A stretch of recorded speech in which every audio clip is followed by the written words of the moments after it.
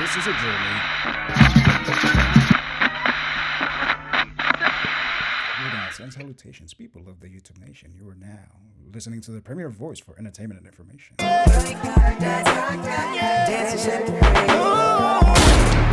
This is America. On January 7, 2026, Renee Good was killed by an ICE agent in Minneapolis, Minnesota. She was killed in cold blood, leaving behind her wife and child. While I did have some thoughts about it, I wasn't going to make a video on it initially. After her death, if you heard JD Vance speak, you would think that she was visually running down ICE agents like she was playing Dead Rising or something, when that is far from the truth if you actually watch the video. So I figured, it'll make some people mad, but somebody gotta do it. So here we are.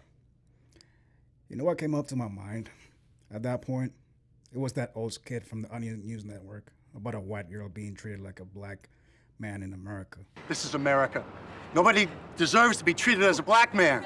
Now that Hannah has been ruled black, the court has instructed local media to assume she's guilty, and the police have retroactively charged her with assaulting her arresting officer. After she was killed in cold blood, I heard all sorts of news from Fox, even the so-called liberal stations like ABC, justifying her murder.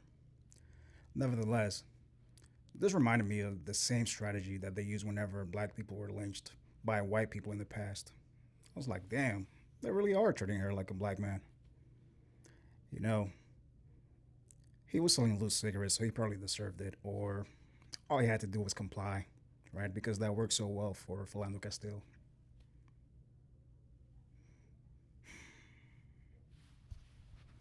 In the first chapter of her book, When and Where I Enter, Paula Giddens wrote about the lynching of 3 African-American men in 1892. A mile outside of Memphis, Tennessee, Thomas Moss, Calvin McDowell, and Henry Stewart were killed by a mob of angry whites. The lynching was the culmination of various events in Memphis. The 3 black men had gone into business for themselves, setting up the People's Grocery. Mr. Moss had used the salary that he earned as a mailman and set up a business for himself along with his 2 partners, McDowell and Stewart. The People's Grocery was a source for resentment for white folk because it took business away from the white store owner who had grown used to having a monopoly on black business. As a result, the white owner of the competing store initiated a series of provocations that ended up with an attack of armed thugs one Saturday evening. Now, unlucky for them, that Saturday evening the store was full of black men that were carrying.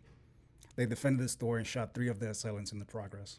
During the aftermath, Moss, McDowell, and Stewart were arrested, along with 100 other black men and charged with conspiracy. As you might imagine, there was a lot of outrage. The white press in Memphis painted the men who were defending themselves as brutes and criminals who attacked innocent white males. Sound familiar? If the men died, white people warned that there would be a bloodletting. White people were allowed to enter the jail where the black men were held to look them over. Outside, black men stood vigil to discourage mob violence. The vigil ended when it was reported that the 3 white men would survive. Unfortunately, they were wrong. In a pre-dawn raid, the men were taken out of their cells, strapped to the engine of a train, and lynched.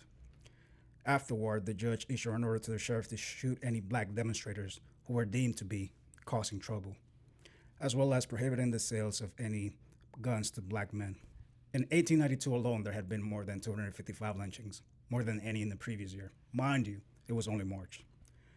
During this time, the quote-unquote new Negro crime was used as a justification to explain this strange dark fruit hanging from southern trees.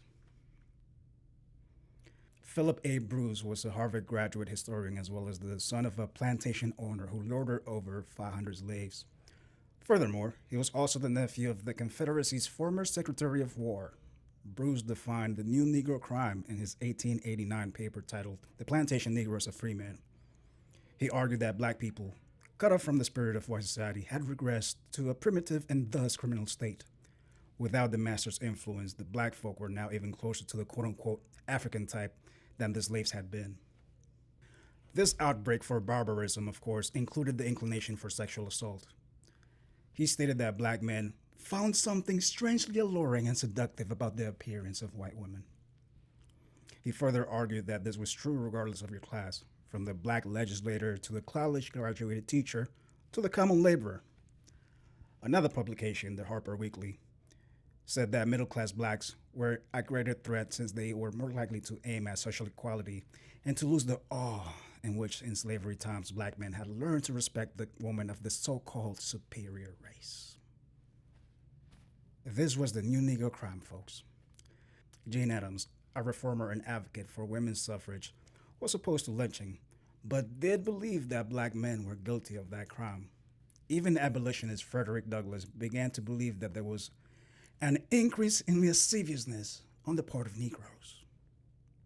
Although she had doubts because lynchings were contrary to law and order, Ida B. Wells also largely believed that brutes who were lynched largely deserved it. That was not the case for Thomas Moss.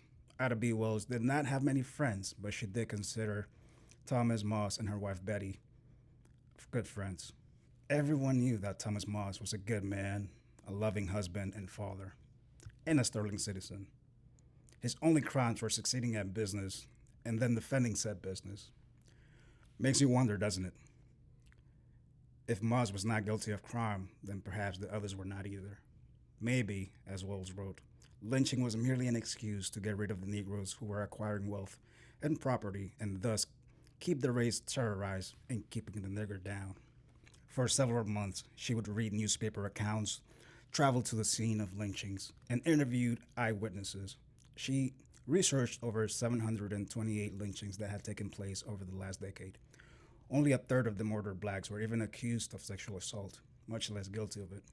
Most were killed for crimes such as incendiarism, race prejudice, or quarreling with whites. Fast forward over a century later, things are very much the same.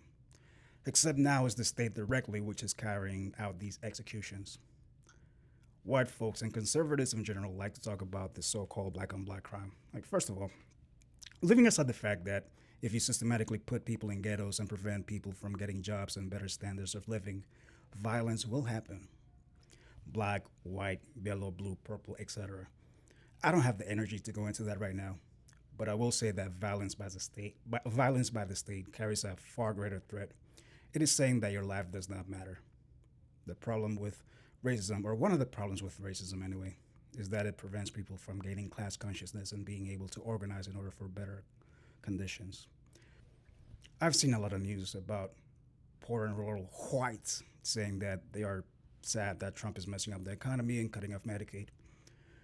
The sad part about it is that many of them would vote again for Donald Trump if they could. They truly are like that scorpion and the frog meme. I don't know if you ever heard of that, but all in all, racism is the worst pandemic possible. All right, I let you have a lot of choices when it comes to airtime. You could have been anywhere in the world, but you're right here with me. I appreciate that. Once again, my name is Omar Arpanada, aka Arpaner, aka your poor leftist teacher. Thank you for flying Arpaner tonight.